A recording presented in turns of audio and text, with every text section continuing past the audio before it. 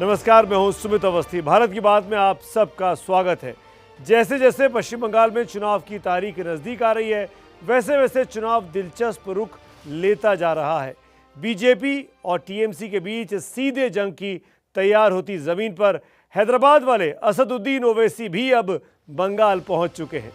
ओवैसी का सियासी सितारा इन दिनों बुलंदी पर है और उसी बुलंदी के भरोसे वो ममता के गढ़ में अपनी ताकत आजमाने का ऐलान कर चुके हैं और उनके चुनाव लड़ने की धमक से ममता बनर्जी की पार्टी में बेचैनी है तो बीजेपी में कुछ ज़्यादा ही जोश है।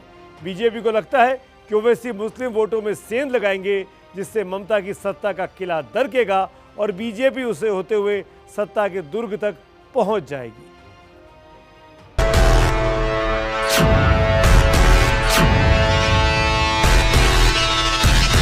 हम एक एमआईएम पार्टी है, पॉलिटिकल पार्टी है। हम अपने पार्टी को एस्टैब्लिश करेंगे, इलेक्शन लड़ेंगे।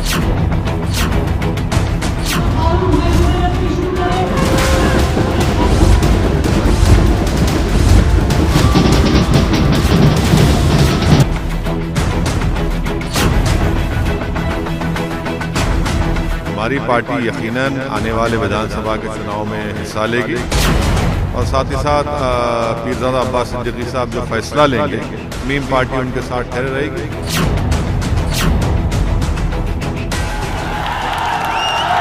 बंगाल की जनता का जो ममता दीदी के प्रति गुस्सा है उसको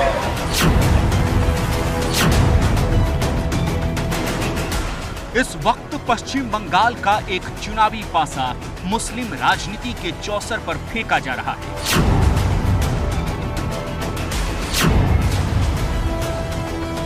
पहले तो इस लड़ाई में ममता बनर्जी की टीएमसी और बीजेपी ही थी, लेकिन अब नई एंट्री ली है ऑल इंडिया मजलिसे इत्तेहादुल मुस्लिमीन यानी एआईएमआईएम के प्रमुख असदुद्दीन ओवैसी ने। हमारी पार्टी यकीनन आने वाले विधानसभा के चुनाव में हिस्सा लेगी और साथ ही साथ पीरजादा अब्बास सिद्दीकी साहब जो फैसला लेंगे, मीम पार्टी उनके साथ ठहरे रहेगी।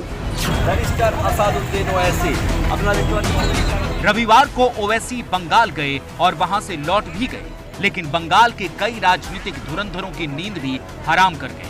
सत्तारूढ़ तृणमूल कांग्रेस कह रही है कि आते जाते रहते हैं ऐसे लोग, लेकिन बीजेपी को लगता है कि ओवैसी जितना जोर लगाएंगे उसे उतना ही फायदा दिलाएंगे। ओवैसी ने आज फुरफुरा शरीफ में जाकर सबके साथ बात किया, तो इसमें ममता बनर्जी का सरकार, तृणमूल सरकार बहुत डर गया, क्योंकि उनके पॉकेट में अभी तक जो बंगाल में सरकार थे उसमें ज़्यादा उनके पॉकेट में थे, कुरैशी थे, खान थे, फुरफुरा शरीफ का अब्बास सिद्दीकी थे। लेकिन अभी कोई आ गया उनका वोट पूरा लेने के लिए, तो तीन लोग जो खान सिद्दीकी जो लोग है वो पॉकेट से बाहर आ गया। अभी तो उनका सरकार नहीं बनेगा। सबको पता है कि उनका सरकार बनाने के लिए ये जो खान है, ये जो सिद्दीकी है, जो ओवैसी है, इसका ऊपर ही पूरा उनका सरकार थी। 2021 में जो सरकार आएगा, बीजेपी का सरकार आएगा। हमारा विजय रथ रुकना नहीं चाहिए।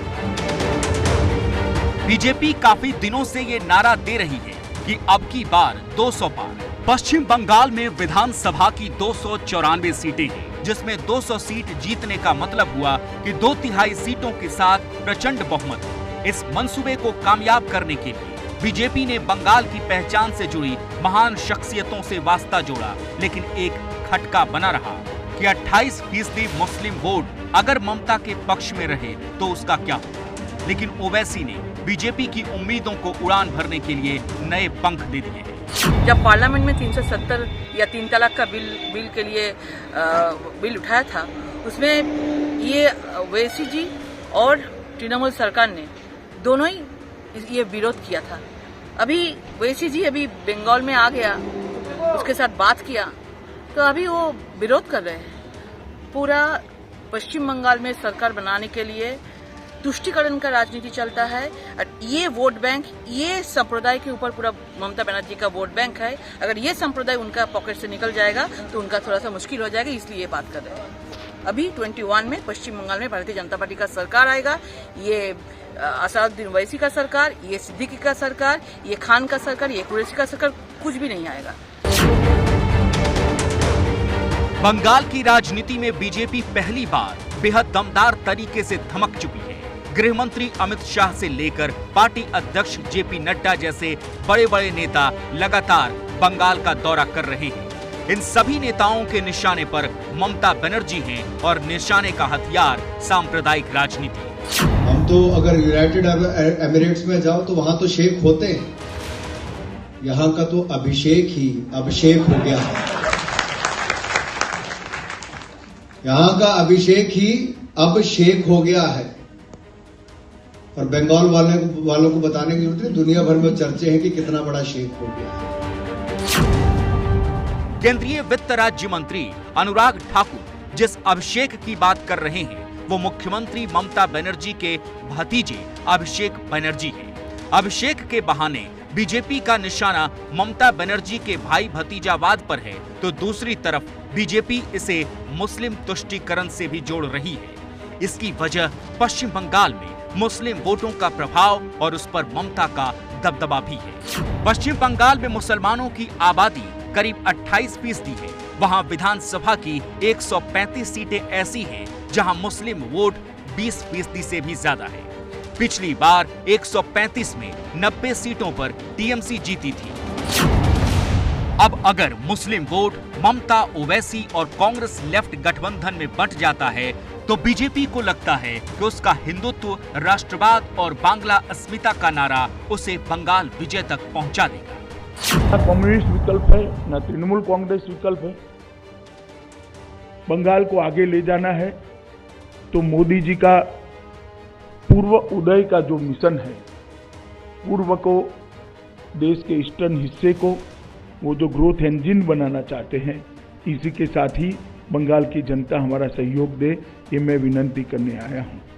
हमारा संकल्प है कि मोदी जी के नेतृत्व में हम बंगाल को फिर से एक बार सोनार बांग्ला बनाने की दिशा में आगे बढ़ेंगे।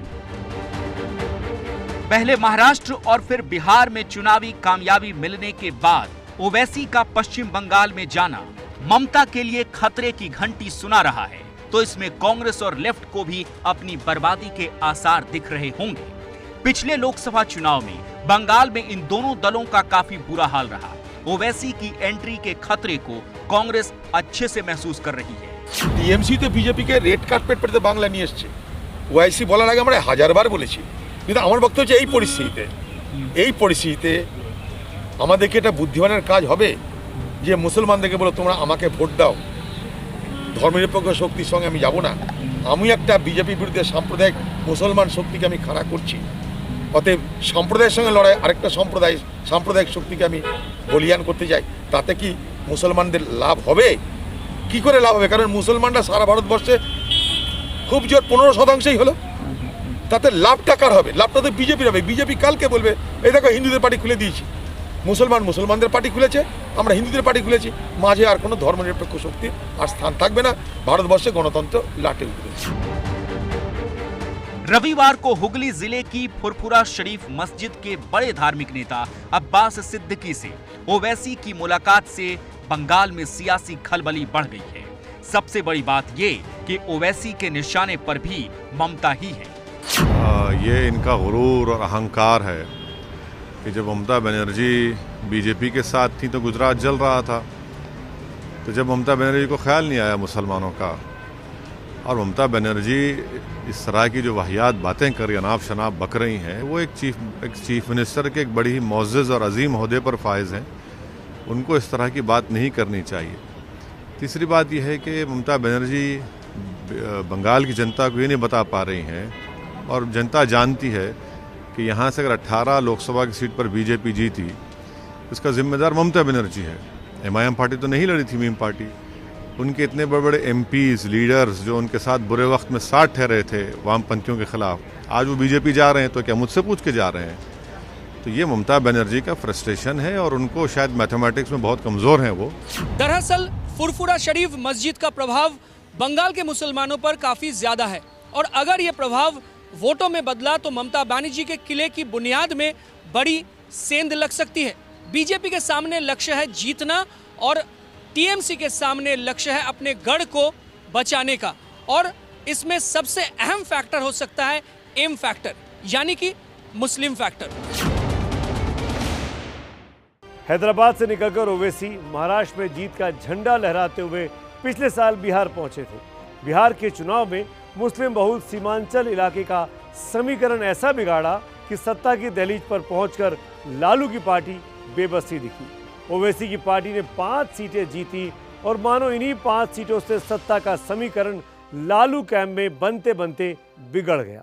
अब पश्चिम बंगाल में ओवैसी का लड़ना और उस पर से फुरफुरा शरीफ दरगाह का साथ नए सियासी गुल खिला सकता है। अब देखिए कि किसकी संभावनाओं का फूल खिलता है और किसका कुमलाता है। अगर इनर्शिया क्या है तो बीजेपी को दिल्ली से भी जाना है। एक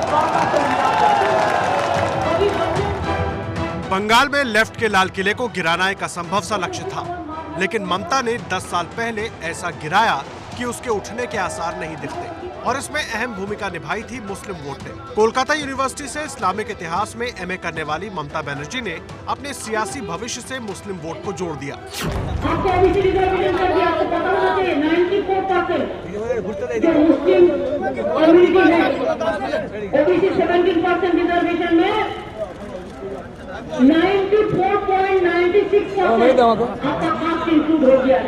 कांग्रेस ममता बनर्जी के लिए राजनीति की पाठशाला रही। दीदी बाद में कांग्रेस छोड़ दी, लेकिन उस पाठशाला से ही धर्मनिरपेक्षता की राजनीति सीखी और उसके दम पर लेफ्ट के 34 साल की सत्ता को उखाड़ फेंका। हालांकि बीजेपी कहती है कि ममता बनर्जी की धर्मनिरपेक्षता उनकी मुस्लिम तुष्टीकरण की राजनीति ही है, लेकिन इससे ममता बनर्जी की सियासी सेहत पर कोई फर्क नहीं पड़ता था, लेकिन अब पड़ सकता है क्योंकि ओवैसी जो आ गए हैं। वैसे तो बिहार में आश्चर्यजनक कामयाबी मिलने के बाद ही एआईएमआईएम अध्यक्ष असदुद्दीन ओवैसी ने बंगाल में भी चुनाव लड़ने का ऐलान कर दिया था, लेकिन उस ऐलान पर सियासी हलचल मची रविवार को। ओवैसी बेहद गुपचुप तरीके से कोलकाता पहुंचे। उनके हाथ में एक बैग था और दिमाग में बंगाल की सियासी समीकरण बदलने की रणनीति।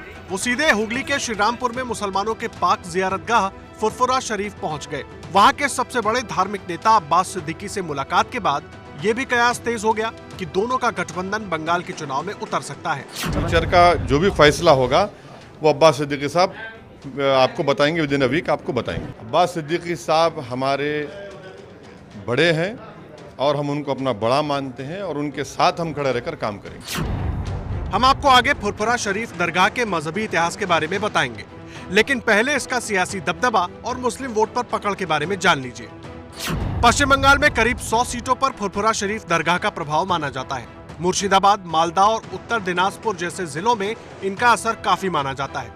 वैसे तो यहाँ हर साल उर्स और मेला लगता है, जिसमें देश विदेश के लाखों श्रद्धालु पहुँचते हैं, लेकिन चुनावी मौसम में सियासी मेला भी खूब लगता है। टीएमसी से लेकर लेफ्ट और कांग्रेस के तमाम नेता आशीर्वाद लेने के लिए यहाँ आते रहते हैं, लेकिन जैसी अटकलें हैं उनके मुताबिक तो इस बार फुरफुरा शरीफ दरगाह के पीरजादा अब्बास सिद्दीकी खुद ही जनता का आशीर्वाद लेने चुनावी समर में जाने वाले हैं, और वो भी ओवैसी के साथ। तो जाहिर है कि ममता से इनकी नाराजगी इस तालमेल की एक सबब बनी हुई है। फुरफुरा में 1375 में मुखलिस खान ने एक मस्जिद बनवाई थी, जो बंगाल के मुसलमानों की आस्था का केंद्र बन गया। वहीं पर बंगाल के महान समाज सुधारक अबू बकर सिद्दीकी और उनके 5 बेटों की मजार है। अब ओवैसी की पीठ पर फुरफुरा शरीफ दरगाह का हाथ पड़ा है, तो ओवैसी का मनोबल बढ़ गया है। टीएमसी ने उन पर बीजेपी की बी टीम होने का आरोप लगाया, तो ओवैसी ने भी तर्कों के तीर छोड़ने शुरू कर दिए।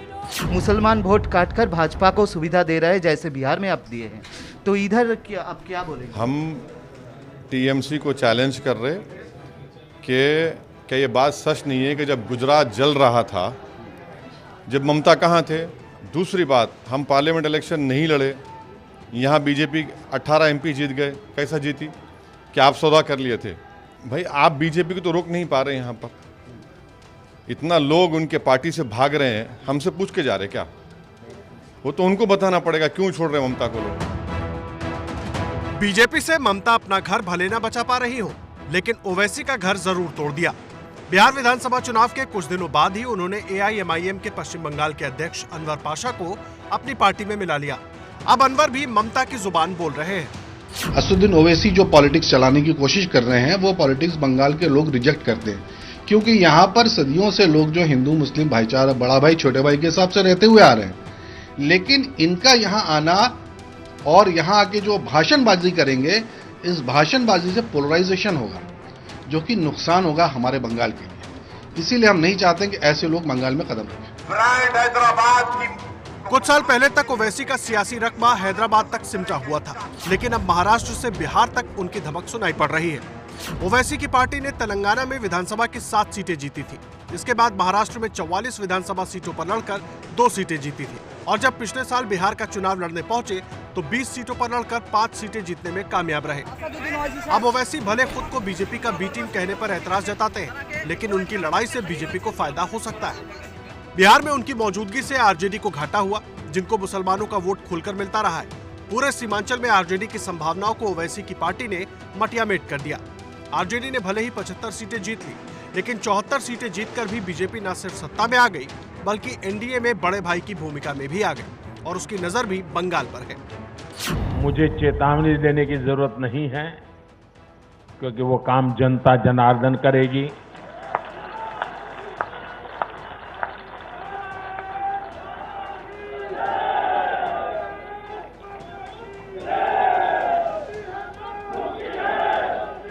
चुनाव आते हैं, जाते हैं, जय पराजय होता रहता है। कभी ये बैठेगा, कभी वो बैठेगा, लेकिन ये मौत का खेल लोकतंत्र में कभी नहीं चल सकता। और मौत का खेल खेल करके कोई मत नहीं पा सकता है। ये जरा दीवार पर लिखे हुए शब्द पढ़ लेना। बिहार के चुनाव में बीजेपी और ओवैसी दोनों के लिए हालात अच्छे रहे। अब दोनों बंगाल में ताल ठोक रहे हैं। जाहिर है कि टीएमसी के लिए मुकाबला कठिन होता जा रहा है।